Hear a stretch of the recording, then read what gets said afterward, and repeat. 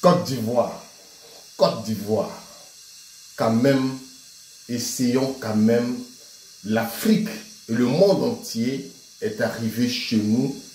Essayons quand même d'être un peu plus élégants dans nos manières de faire.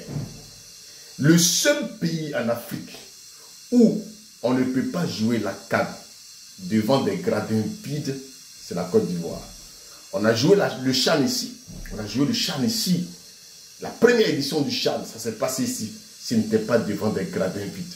2 stades, Bouaké et Abidjan, il y avait toujours du monde. Même quand c'est des pays comme la Zambie, je crois que c'est le meilleur match entre la Zambie et la RDC à Bouaké, le terrain était plein.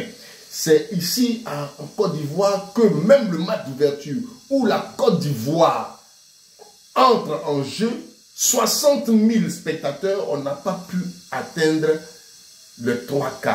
Ce n'est pas possible. Ce n'est pas possible. On est dans une marmaille. On ne comprend pas. On est dans une marmaille. On veut toujours. Et c'est pourquoi la vie est chère dans ce pays. Tout augmente. Tout augmente. Le riz augmente. Parce qu'il y a des gens qui sont toujours là pour faire des choses qui ne sont pas bien. Même les tickets.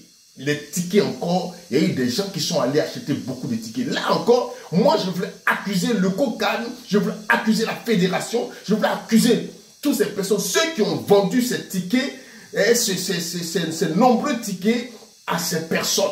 Parce que c'est pas normal. On va nous dire qu'il n'y a pas de tickets. Nous tous, on a envie d'aller au terrain. On n'a pas de tickets parce qu'on nous a dit qu'il n'y a plus de tickets. Il n'y a plus de tickets. La Côte d'Ivoire n'a pas pu remplir son stade. Le Nigeria vient de jouer et encore devant des gradins vides. C'est honteux. C'est honteux pour une organisation. Et ça, c'est pas normal. Il faudrait que ça change. Il faut que le COCAN se saisisse de la situation. J'en appelle au président du COCAN qui est le maire Albert Amicha. Il faut qu'il cherche à voir clair dans cette affaire. Et s'il en faut, il faut annuler tous les tickets qui ont été déjà vendus et puis revendre d'autres tickets pour que les gens puissent aller au terrain. C'est quoi ça là?